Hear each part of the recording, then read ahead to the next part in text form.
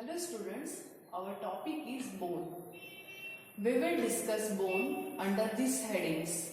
They are introduction, definition, components, functions, gross structure of adult long bone and classification of bones.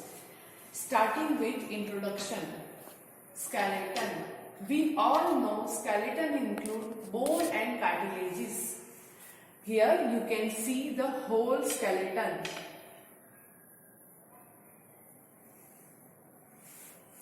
This skeleton form the basic framework which provide attachment to various muscles which help in production of various movements of body.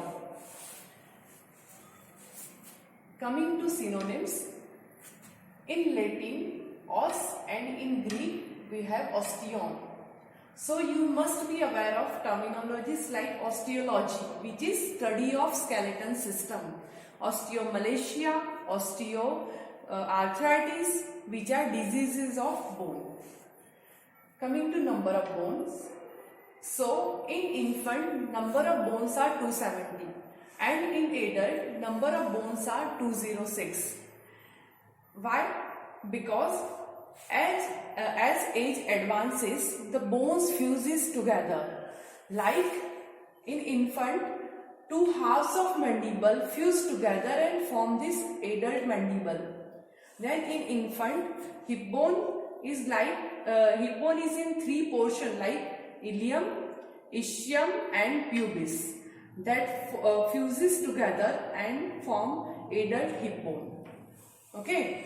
So, in newborn number is 270, in adult human number is 206 and this number may be variable in individual. Coming to definition.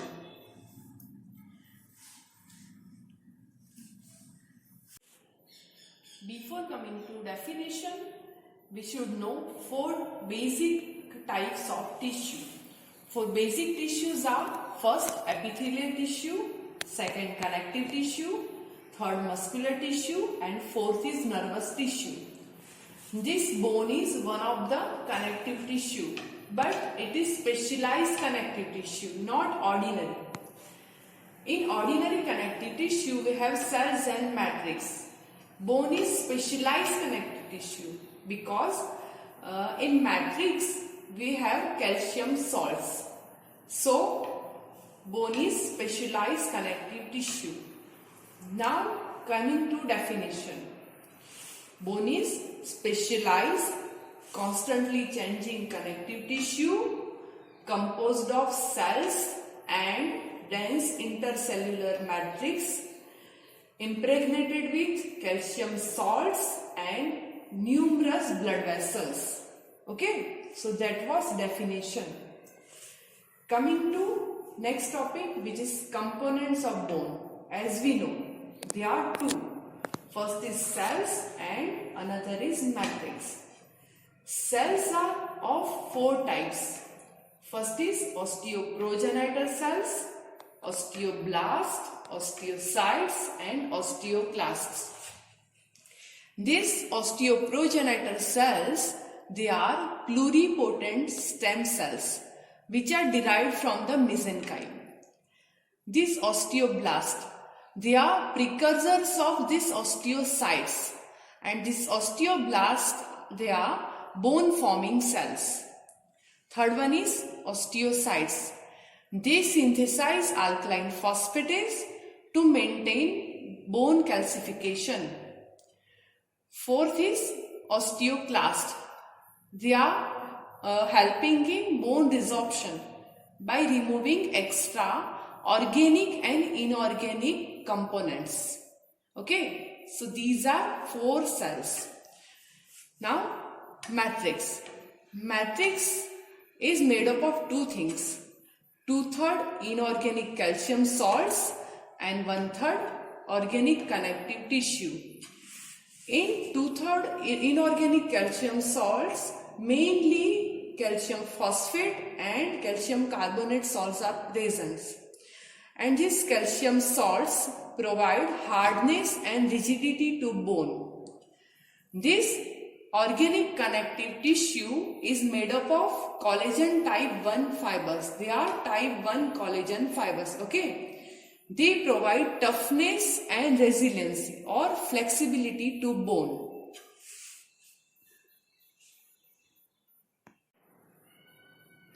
Coming to functions of bones. As we know, skeleton form the basic framework of body. Okay. So these bones provide shape and support to the body and resist any kind of stress. Major viscera are protected, like in skull, our brain is protected. In thoracic cage, heart and lungs are protected. In this vertebral column, spinal cord is protected. Bones provide attachment to various muscles. Okay, so it gives surface for muscular attachment and it acts as a lever for muscular actions. In bone marrow is present, which is involved in blood cells formation. In bone, reticuloendothelial cells are present, which are phagocytic in nature and they are involved in immune response.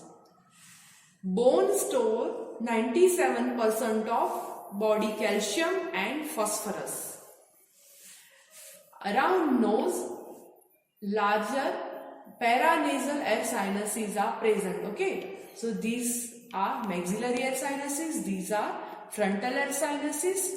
These larger paranasal air sinuses affect the timbre of voice or resonance of voice.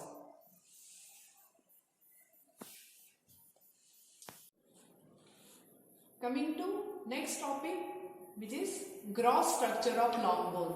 You can see here the schematic diagram of adult long bone. Adult long bone is having 3 parts, shaft in middle and 2 ends. Okay. Now, and each end of long bone is having cancellous bone, which is covered by articular cartilage. Okay. So we have 2 ends in adult long bone. Now shaft. Shaft is having 4 layers, 4 portions from the outer to inner side. First is periosteum, second is cortex, third is endosteum and fourth is medullary cavity. First we will discuss periosteum. You can see here this is periosteum. The periosteum is the thick fibrous membrane which cover the bone from the outer side. Periosteum is having 2 layers. The outer layer which is fibrous and the inner cellular layer which is having osteogenic property. The periosteum is connected with this underlying cortex. See, after periosteum we have cortex. So this periosteum is united by Sharp's fibers with underlying cortex, and that union is very strong at site of attachment of tendons and ligaments. Periosteum is having very rich nerve supply and it is most sensitive part of bone. After periosteum we have cortex. See, this is cortex. Cortex is made up of compact bone. So it can resist mechanical stress. After that we have endosteum. Endosteum lines the medullary cavity and it is involved in bone remodeling. The innermost portion is medullary cavity. You can see here medullary cavity. The medullary cavity is having red bone marrow in young life. That red bone marrow is actively involved in hemopoiesis. This red bone marrow is replaced by fatty yellow bone marrow. Okay. So red bone marrow atrophies and it is replaced by fatty yellow bone marrow everywhere except some sites. Okay. So there are some sites where red bone marrow persists throughout the life. Which are their sites? Cancellous ends of long bone. Okay. Then skull bone, sternum, ribs, vertebrae and iliac crest. See, this is iliac crest. Here we have our hip bone. In hip bone this portion is ilium. So this curved part is our iliac crest. So this question can be asked as an objective. Which are the sites where red bone marrow persists throughout the life? Which are cancellous ends of long bone, skull bone, then sternum, ribs, vertebrae and iliac crest. Okay. Now see, this is real human bone. Okay. And this bone is our femur bone. Okay. See, this is our femur. In this aided long bone, you can see these are two ends. Okay. And this is our shaft. As we know, end is having cancellous bone. Okay. You can clearly see the cancellous portion. Okay. And see, this is cancellous part and the shaft. Shaft is having from the outer to inner side periosteum, then cortex, then endosteum and medullary cavity. See, this is our dry bone. Okay. And during bone preparation, periosteum and endosteum are removed. Okay. So here we can see outer side we have periosteum, which we can't see here. Then we have this cortex. You can clearly see this portion is cortex. Then endosteum, which lines the medullary cavity, which we are not able to see here. Then this is medullary cavity. Okay. See, this is our longitudinal section. And you can see my probe. This is our probe which is going inside the medullary cavity. Okay. So this is our dry bone. Okay. Two ends and shaft. Now coming to parts of young long bone. Young long bone is having epiphysis, two epiphyses you can see. So epiphysis, epiphyseal plate of cartilage here, then metaphysis and diaphysis. You can see the epiphysis. They are the parts from where our ends of adult long bone develop. Okay. So from epiphysis our ends develop. Then we have diaphysis. Diaphysis is the portion of young bone from shaft of adult long bone develop. Okay. Then metaphysis. You can see this crossed portion is metaphysis. Metaphysis is the epiphyseal end of diaphysis. You can see this metaphysis is the part of diaphysis which is towards the epiphysis. Okay. So it is epiphyseal end of diaphysis. And you can see here this is epiphyseal plate of cartilage. Okay. On both sides you can see the epiphyseal plate. And this epiphyseal plate of cartilage separate epiphysis from this metaphysis. Okay. We will discuss the details of young long bone later on. Okay. Just you should know the names, the parts of young long bone.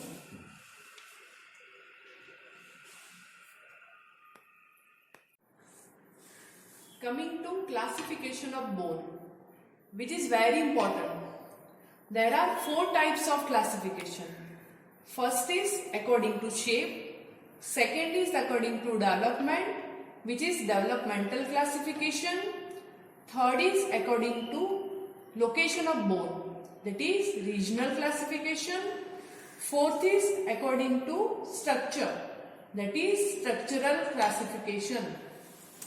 In first, according to shape, bones are of these types: long bone, short bone, flat bone, irregular bone, pneumatic bone, sesamoid bone, accessory or supernumerary bone. Second one is according to development, that is developmental classification, that is of two types. In first, membranous bones, cartilaginous bones and membranocartilaginous bone. In another variety, somatic bone and visceral bones. Third classification is regional classification, that is according to location. According to that, two types, axial and appendicular bones. Fourth and last classification is structural classification, that is according to structure of bone.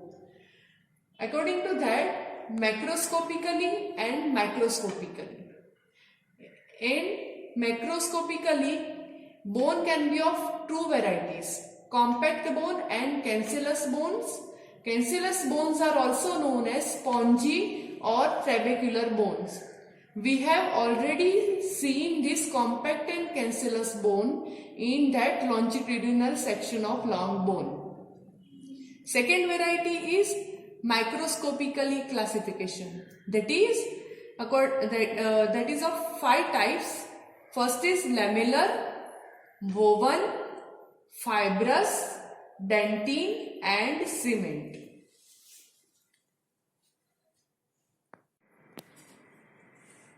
Classification according to shape: long bone, short bone, flat bone, irregular bone, pneumatic bone, sesamoid bone, accessory or supernumerary bone. Long bone. Names such as length is more than the breadth. Okay, in long bone, length is more than the breadth. Long bone help in weight transmission. They are situated longitudinally or vertically in a body. They develop from the cartilage. Long bone is having two ends and one shaft, as we know. In shaft, there are three surfaces which are separated by three borders, and it is having nutrient foramen and central medullary cavity. Okay, so these are criteria of long bone. Long bone is subclassified in three: typical long bone, miniature long bone and modified long bone. Typical long bone is the bone which fulfill all these criteria. And examples of typical long bones are bones of upper limb and lower limb. See, in upper limb we have humerus, radius, ulna. In lower limb, femur, tibia and fibula. These are examples of typical long bone. Next is miniature long bone. Name suggests miniature means they are short long bones. They are having epiphysis at one end only. Okay. Examples are bones of hand and foot. In hand, we have this metacarpals and phalanges. In foot, metatarsals and phalanges. See, this is articulated hand in which these are metacarpals and these are phalanges. And this is articulated foot. In this, these are metatarsals and these are phalanges. In miniature long bone, we know we have only one epiphysis directed towards one end only. and that epiphysis in all metatarsals and metacarpals directed towards the distal end or head, except the first one. In first metacarpal and first metatarsal, epiphysis is directed towards the proximal end or base. Okay, so these are examples of miniature long bone. Coming to modified long bone. This modified long bone examples are clavicle and body of vertebra. Modified long bone helps in weight transmission. See, this clavicle helps in weight transmission.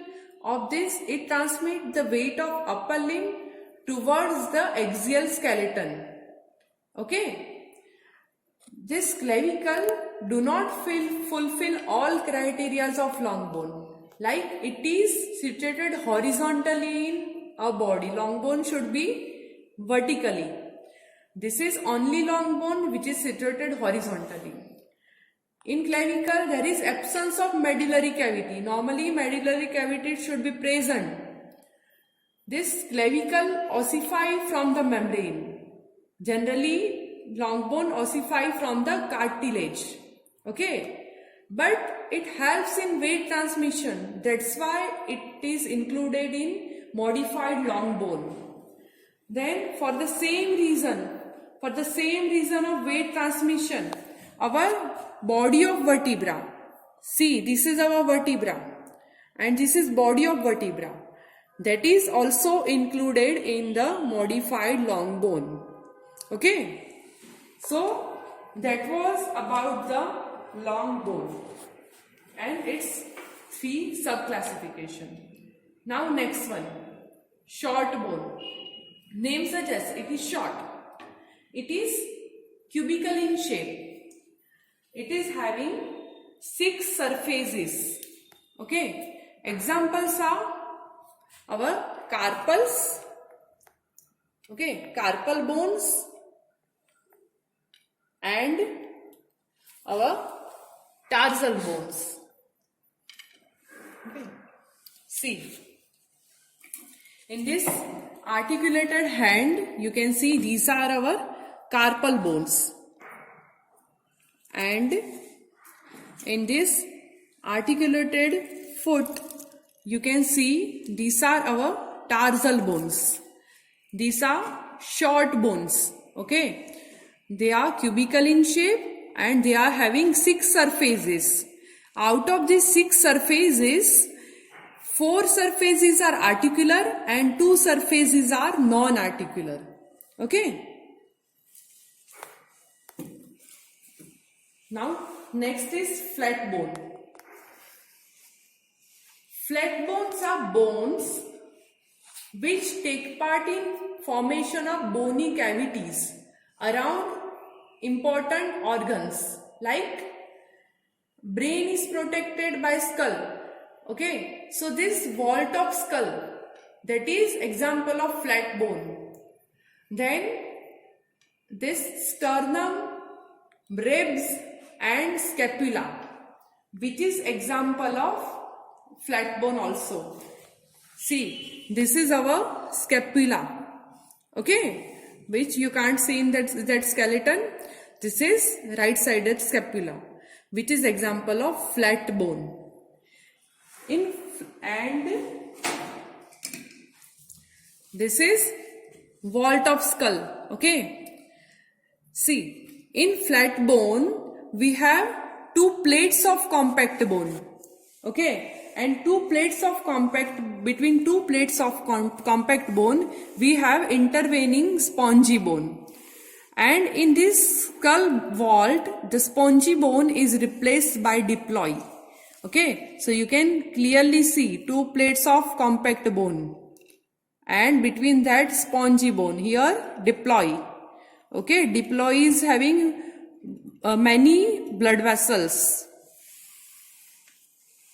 So that was about the flat bone. Now irregular bone. Name suggests they are irregular in shape. Irregular bones are bones at the base of skull. Okay. Then vertebra and hip bone. Okay. See. This is skull and this is base of skull. So these bones of base of skull are irregular. Then vertebra. Okay, this vertebra is irregular bone.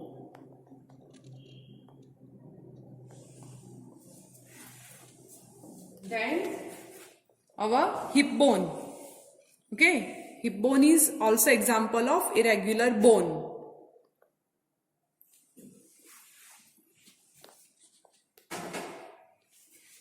Next is pneumatic bone. Pneumatic means air filled. Pneumatic bones present around the nasal cavity. This bone present around the nose. Okay. They are the large air spaces lined by mucous membrane. So from the nasal cavity, what happened?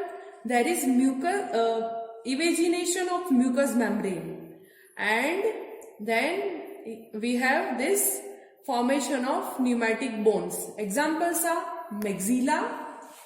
Okay, you can see maxilla in that skeleton. See here, maxilla. Then this is portion of sphenoid bone. Okay, this is portion of sphenoid bone, and in interior of cranial cavity you can see this is our sphenoid bone. Okay, and another example is ethmoid bone. Okay, so our maxilla, sphenoid, ethmoid, they are examples of pneumatic bone. These pneumatic bones make skull lighter in weight. They affect the resonance of voice. They act as air conditioning chambers. Means they add humidity and temperature to the inspired air. Okay. Next topic is sesamoid bone, which is very important. Short knot and sesamoid bones can be asked as a separate short questions. Sesamoid bone. The word derived from the Arabic word sesam, means seed-like. Sesamoid bones are bony nodules which develop in tendon or joint capsule.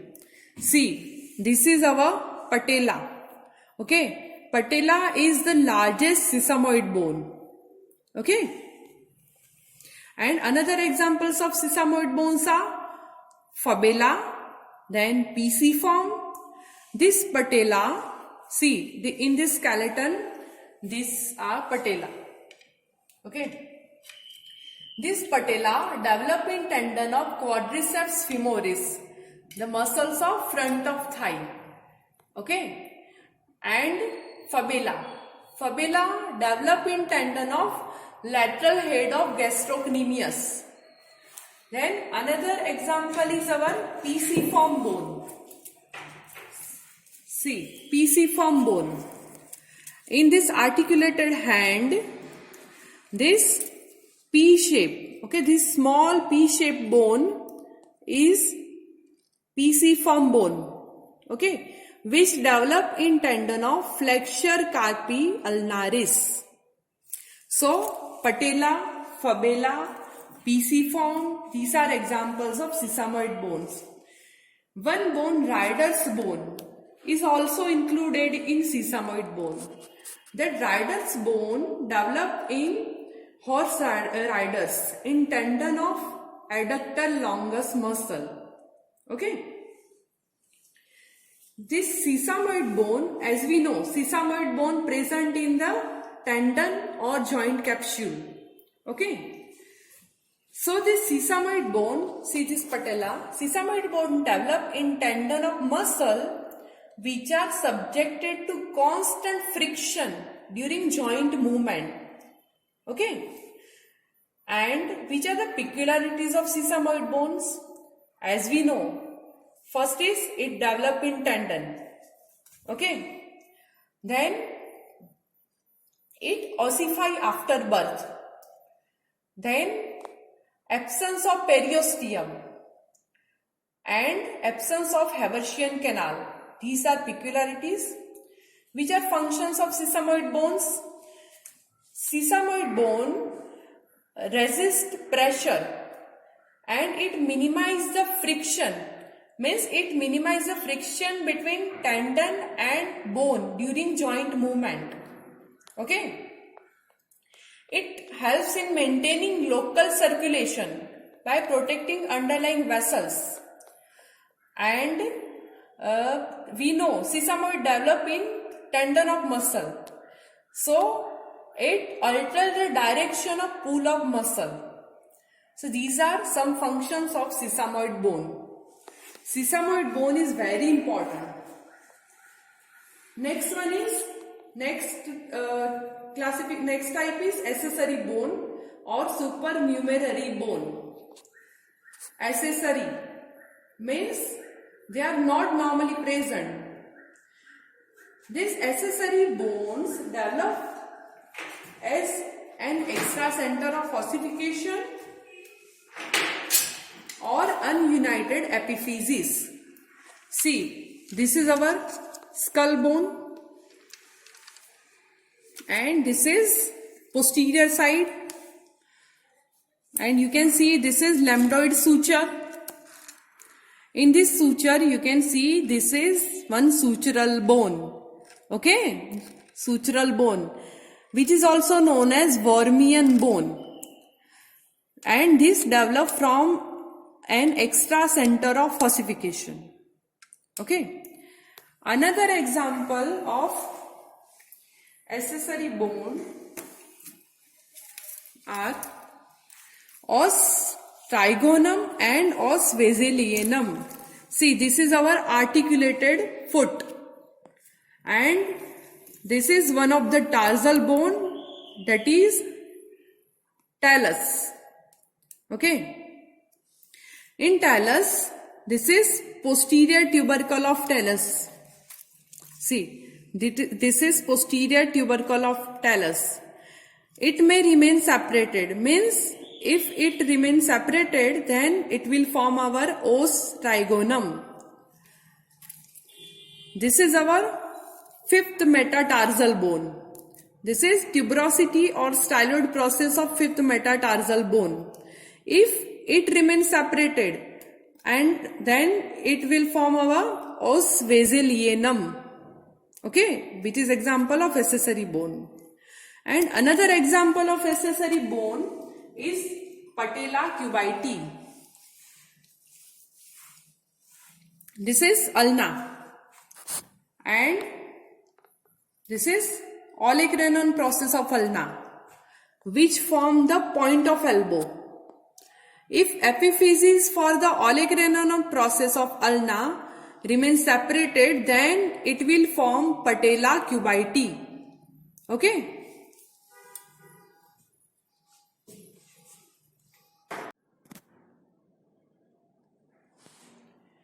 This accessory bone or supernumerary bone are having medico-legal importance. What?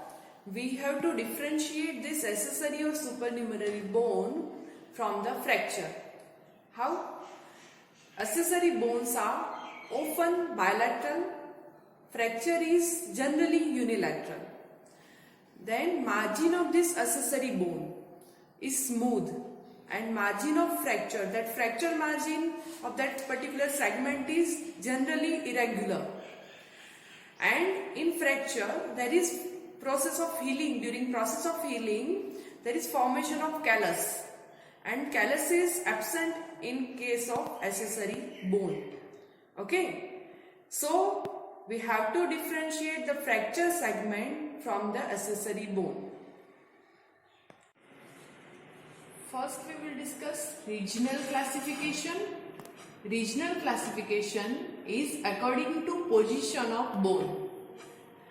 that is axial and appendicular. See, in the skeleton, axial bones are located near the central axis.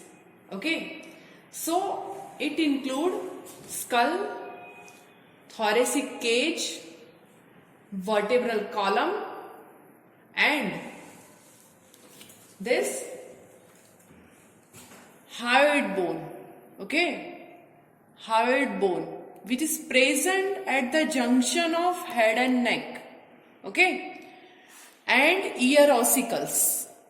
Okay, so skull, thoracic cage, vertebral column, hyoid bone and ear ossicle, they are examples of axial. Now appendicular. Appendicular include bones of upper limb and lower limb. Okay, so bilaterally bones of upper limb and lower limb. In upper limb we have shoulder girdle and free bones of upper limb, and in lower limb we have hip girdle and bones of lower limb. Okay, first upper limb. So see, in shoulder girdle we have clavicle and scapula. Okay, so clavicle and scapula both will form shoulder girdle, and free bones are humerus, radius, ulna, carpals, metacarpals and phalanges. Okay, so bilaterally both are included in appendicular skeleton. Now lower limb. In lower limb, pelvic girdle and free bones. Okay, pelvic girdle is formed by hip bone only. Okay, so hip bone, then femur, patella, tibia, fibula, tarsals, then metatarsals and phalanges. These are bones of lower limb. Okay, so they are included in appendicular skeleton. Coming to developmental classification. Developmental classification is according to development of bone. That is of two types. In first, membranous bones, cartilaginous bones and membranocartilaginous bones. First, membranous bones. They develop in membrane. Okay, by intramembranous or mesenchymal ossification. Membranous bones are also known as dermal bones. Okay, and this membranous bones, they are derived from mesenchymal condensation.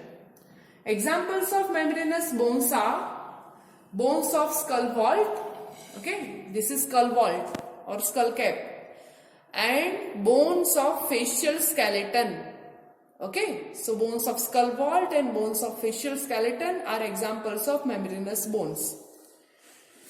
Next is cartilaginous. This cartilaginous bone ossify in cartilage by intracartilaginous or endochondral ossification. Okay, so this bone are derived from preformed cartilaginous model. Examples of these are most of the bones of body. Okay, they are cartilaginous. Bones of limbs. Okay, bones of limbs, then thoracic cage, vertebral column, they are examples of cartilaginous bones.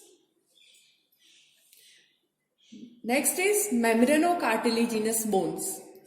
Name suggests they partly ossify in membrane and partly ossify in cartilage. Okay. Examples are, you can remember, M for mandible, C for clavicle. Okay. So examples are mandible, clavicle, then occipital, temporal, sphenoid. Okay. See in this skeleton, this is our mandible, this is clavicle, then this is occipital, temporal, and in front of that sphenoid bone. Okay. And this is very important short question also. Examples of membranocartilaginous bone, which are mandible, clavicle, occipital, temporal and sphenoid bone. Okay. Now some applied related to this. First is cleidocranial dysostosis. Cleidocranial dysostosis is due to defective membranous ossification. Okay. In cleidocranial dysostosis, clado word is related with the clavicle and cranial, that is related with the cranium. So something occur with the clavicle, something occur with the cranium. In cleidocranial dysostosis, there is aplasia of clavicle. Okay. Clavicle may be partly or completely absent, and cranium. So there is increase in transverse diameter of cranium and delayed closure of fontanelle. Okay. So that is cleidocranial dysostosis. Aplasia of clavicle, delayed closure of fontanelle, increase in transverse diameter of cranium. Okay. Another applied is achondroplasia. What occur in that? In that there is defective cartilaginous ossification. Okay. So in that bones of trunk are normal, but bones of limbs are short. Okay. So in that person, trunk is normal, but limbs are short. And this achondroplasia, it autosomal dominant in inheritance. So that was about this classification. Next is somatic and visceral. Somatic. Soma means body. Okay. So most of the bones of body, they are somatic. Okay. Somite word. These somatic bones develop from the somite. First, what is somite? In embryonic life, paraaxial mesoderm, that is segmented to form series of cubical blocks, and that cubical blocks are known as somite. And bones developing from that somite are known as somatic bones. So that include almost all bones of body. Okay. Next is visceral. Visceral bones, they develop from the pharyngeal arches or visceral arches. Now what is this visceral arch or pharyngeal arch? In embryonic life, at the cranial end of foregut, mesenchymal tissue differentiate and form mesodermal bars. And that 6 pairs of mesodermal bars are known as pharyngeal arches. And bone developed from that pharyngeal arches or visceral arches are visceral bone. Okay. Details of somite and pharyngeal or visceral arches you will learn in embryology. Just remember example here. Visceral bones are hyoid bone. See, this is okay. At the junction of head and neck, this is hyoid bone. Then part of mandible and ear ossicle. Which three? Remember, this is also important short question. Hyoid, part of mandible and ear ossicles. They are visceral bones. Okay. So that was about developmental classification. 2 important short questions. Examples of membranocartilaginous and examples of visceral bones. Moving to last, structural classification, which is according to structure of bone. that is of two varieties, macroscopically and microscopical. Macroscopical classification is we can see by naked eye. Microscopically, that we can see by using microscope. Okay. In first macroscopical classification, two types, compact bone and cancellous bone, which is also known as spongy or trabecular bone.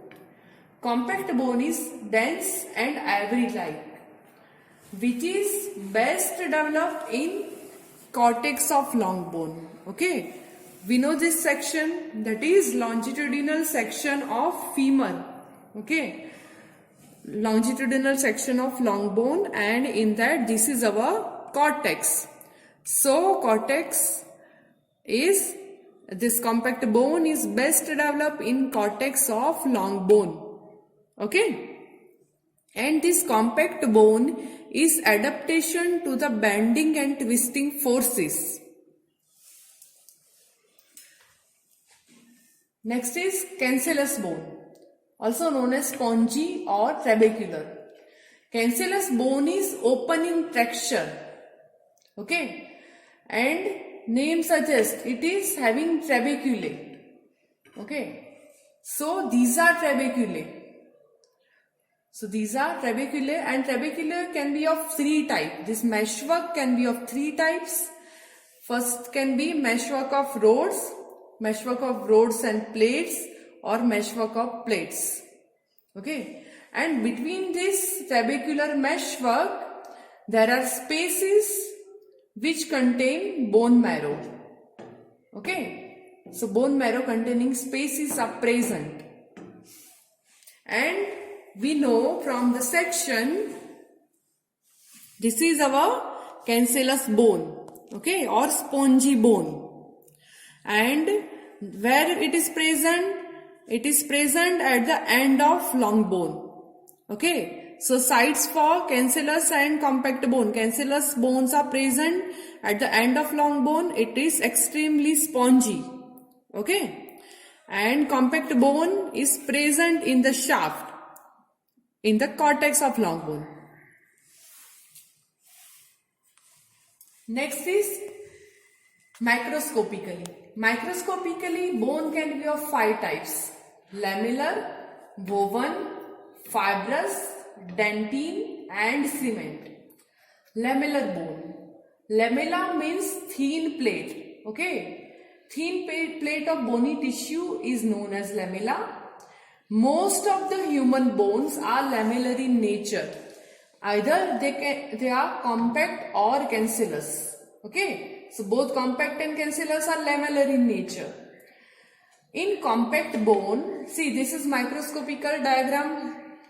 In this compact bone, lamella are arranged as concentric cylinders and form Haversian system or secondary osteon. Okay, so in compact bone, lamella are arranged as concentric cylinder. Okay, and in cancellous bone, they are arranged as piles.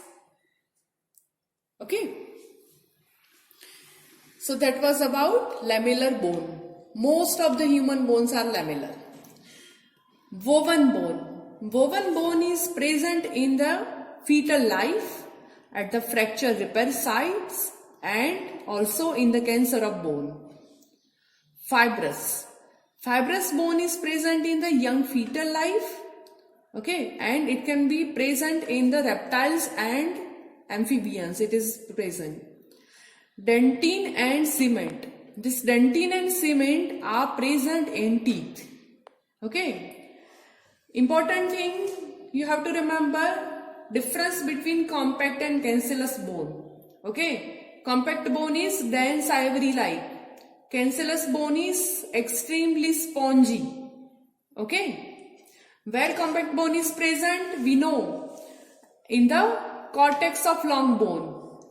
Cancellous bone at the ends of long bone. Okay. Then in compact bone, concentric lamella are present that are forming Haversian system. And in the cancellous bone, Haversian system is absent. Okay. This compact bone, okay, we know in compact bone marrow is yellow after puberty and that is red before puberty. But in the cancellous bone marrow is red throughout the life. Okay. So these are differences between compact and cancellous bone which are very important. Thank you.